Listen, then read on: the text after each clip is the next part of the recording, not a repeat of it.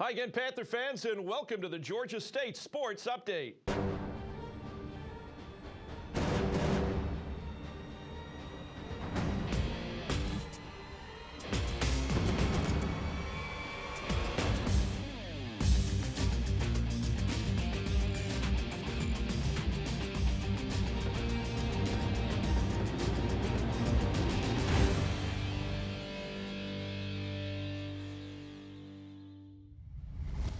Dave Cohen here in the Georgia State Sports Update. Look who's in studio. Georgia State's head football coach, Trent Miles. And Coach, great to have you in studio this week. A busy time. People think that there's an off season. We're right in the middle of spring practice, about 2/3 of the way through. Had a second scrimmage this past Saturday, and we'll talk about that scrimmage a little bit more in depth. But how does the football team look at this point? Well, we don't look nearly as good as you do in your suit and tie, Dave. I'm very proud to be around you right now. You look outstanding. Well, thank you. Your attire matches your voice. So, well, thank you.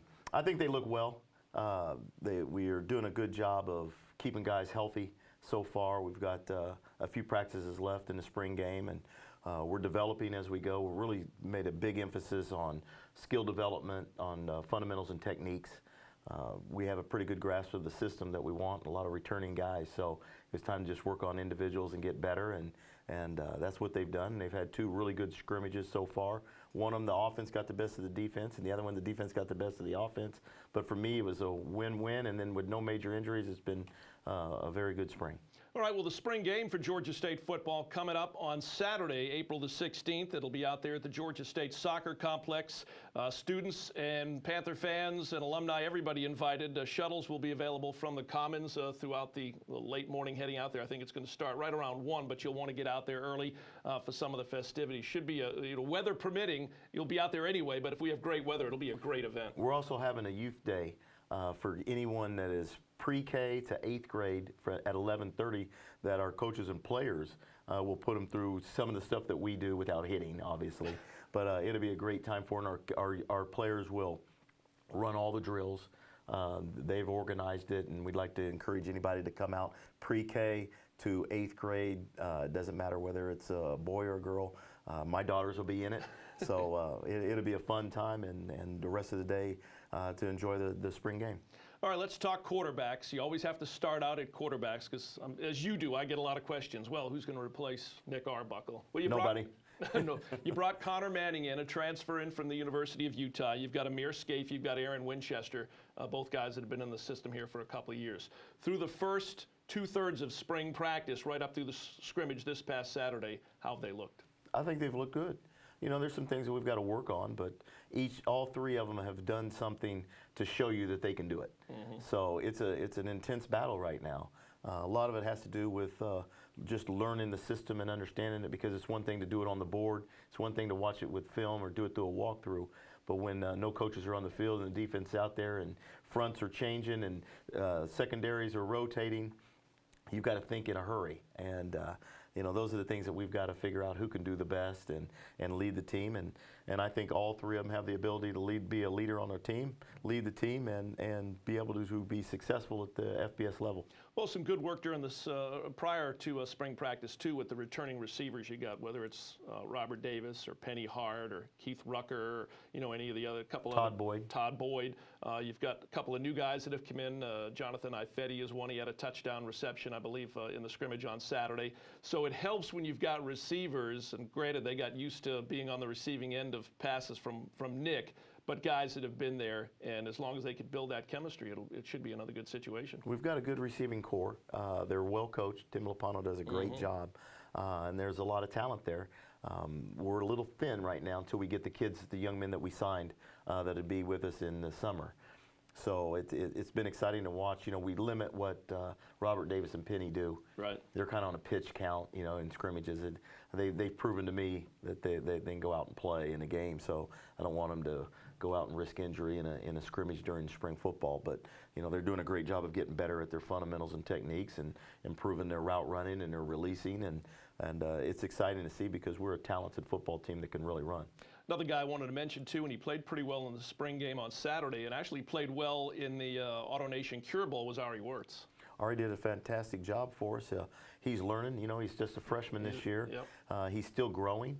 I think he's up to about 225 pounds now, and he runs well. He's got all the athletic ability he needs, to be an outstanding football player. It's just a matter of getting him enough reps and getting him up to game speed, and he'll be able to do that. Let's talk a little bit about the running game. It got better and better and better as the season went on last year, and there was a couple of key injuries there, but Taz Bateman back. He's been running the ball really well.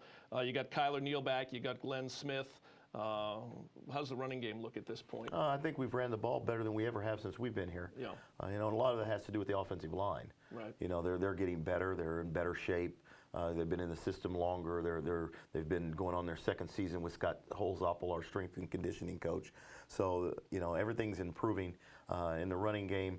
We've got some guys that run the ball well downhill. Kyler and DeMarcus are more downhill runners, and then you've got Taz, he'll make you miss, and then you add Glenn Smith in the fold where his athleticism can cause defense nightmares. You can shift him out and create a matchup with him on a linebacker or a safety in the pass game. He's got the speed to get around the corner, and he's also has the toughness to run inside. So, and then we add in the young men that we signed, Trey Barnett and Darius Stubbs. It's going to be very, very exciting, with the depth that we have at running back for the first time since we've been here. Yeah, I didn't want to forget DeMarcus Kirk, and we'll see how Kendrick Dorn is able to perform. We've got to get Kendrick back from a knee. Right. His surgical knee is fine. It's his other knee now that's causing a problem. So we're trying to get him healthy and get him to the starting gate. All right, again, the spring game coming up on this Saturday, April the 16th. When I've been out at any of these spring practices or even the scrimmage, it's as odd as it is to look out there because you get used to seeing certain guys out there like Nick. To not see Joe Peterson out there, a guy that was a 4-year starter and arguably one of the better defensive players in the history of the program, it's a little odd to not see him out there leading that defensive unit. Well, if you come early enough, they're out there. They're out there training for the next level. So it's good to have them around in the program. But they're going to be sorely missed. I mean, you don't take away that production, from Nick Arbuckle, from Joe Peterson, from Taurus Batiste, from Donovan Harden, and think everything is just going to just ride smooth. So somebody has to step up.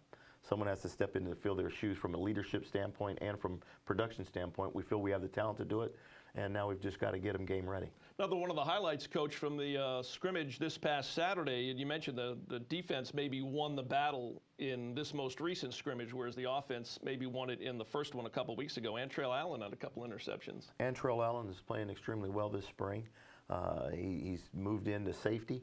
And I think that utilizes his talents a little bit better than at the corner position. But he does have the ability to do both. And he's been a pleasant surprise this spring. Not that I'm really surprised. I mean, he's such a good young man that, he does everything that you ask. And now he's starting to see the rewards on the field.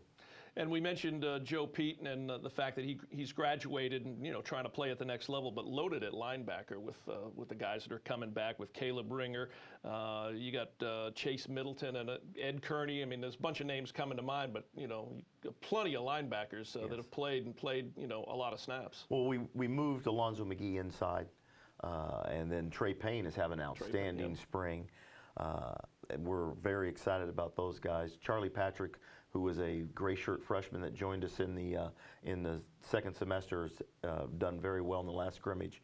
And there's a lot of guys that Mike Shaw, they can play really well, and James Traylor's having a good camp. So it's exciting to see them keep progressing and battling. There's a lot of competition in that room, and those guys are pushing each other, and hopefully somebody will step up and be the leader. And we have numerous guys that have the ability to do that. And another guy that's really playing well this spring is Jamil Spencer. And I know that he's been in and out, over the course of the last 3 years, but he's going into his senior year, and he's performing very well, like a senior should. And we're excited about him also.